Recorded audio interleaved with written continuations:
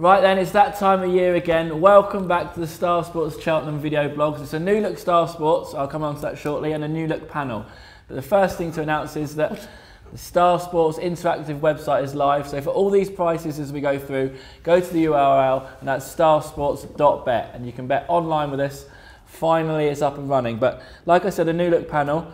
Claude's not here, Luke Harvey's not here, but some real racing royalty. Alastair Down of the Racing Post, thank you for joining us. Pleasure to be here. Toby Lawes, assistant trainer to Nicky Henderson, with a glass of wine, so we know he's going well in his job. And Bill Esdaile, racing editor of City AM, back with us once again. And Alastair, with the news this morning that Kalashnikov is out of the Supreme. It's not. No, it's not. Because I've been looking for a Kalashnikov. Right, you guys. Horrible little toad. Yeah. Right, we're 4 minutes into our 8 minutes. You put the camera away, we're leaving him out. Right, let's get on with it. Getabird will go off favourite. Usual stuff, Mullins, Mr. Blobby colours, etc, etc. It'll go off short because the public will make it. Alastair, what wins the Supreme Novice? Well, the interesting question is how good is Getabird? There've been no sort of massive vibes for it, and one or two people I know don't believe in it. As you might have suggested, I am a Kalashnikov nutter. I've been stalking poor Amy Murphy for months about this horse. No, not about the horse.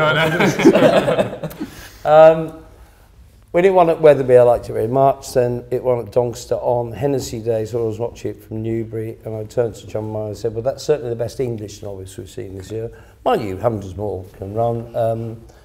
I backed it after the Tolworth, a little bit before the Tolworth, and after again, where I thought the ground that day at Sandend was kind of bonkers ground. It was sort of heavy but sticky and pulley, and he still tried his heart out. Amy always says a good action horse. I wouldn't know a good action horse from one on a Zimmer, to be honest. But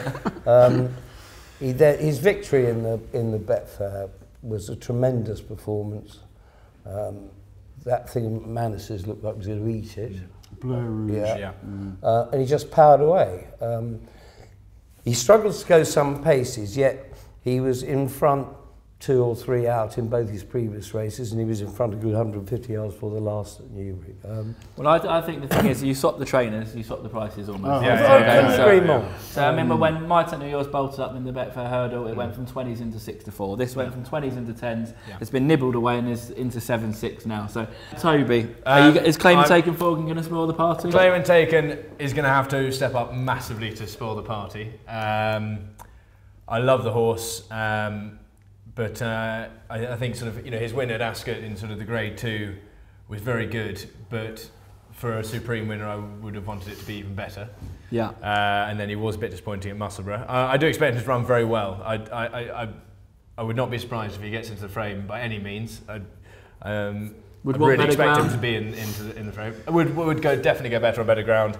He's definitely a proper horse. He's a slick jumper. And would certainly be in the frame. For me, Kalashnikov is an absolute monster, and he won a Betfair Hurdle, so 1-4-3 or whatever it was. 1-4-1. 1-4-1, sorry. I mean, I remember when we had Altior as a novice, and we nearly went for a Ladbroke off at that mark, and then we were like, oh, actually, that's a bit much.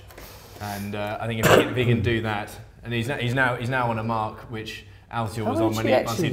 Did he go up 12 or 14? 13 or 14. 14. He's 154 now. Yeah. Well, Altior, Duvan, and was it Votor won it off 155. It's right there. Yeah, exactly. I couldn't agree with that. They were all a fraction of the price. Champagne Fever as well.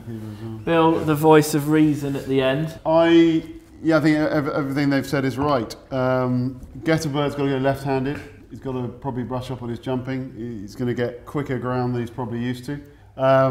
He's still the one they've all got to beat. It's whether you want to take 15-8. I think the two in the race is Kalashnikov and If the Cap Fits. We haven't mentioned If the Cap Fits. Noelfield is very keen. Yeah, well, 3 from 3 over hurdles. Impressive at Kempton last time. He's got to run well, but I couldn't really split Kalashnikov and If the Cap Fits. They would be the two for me. I would probably side with Kalashnikov too.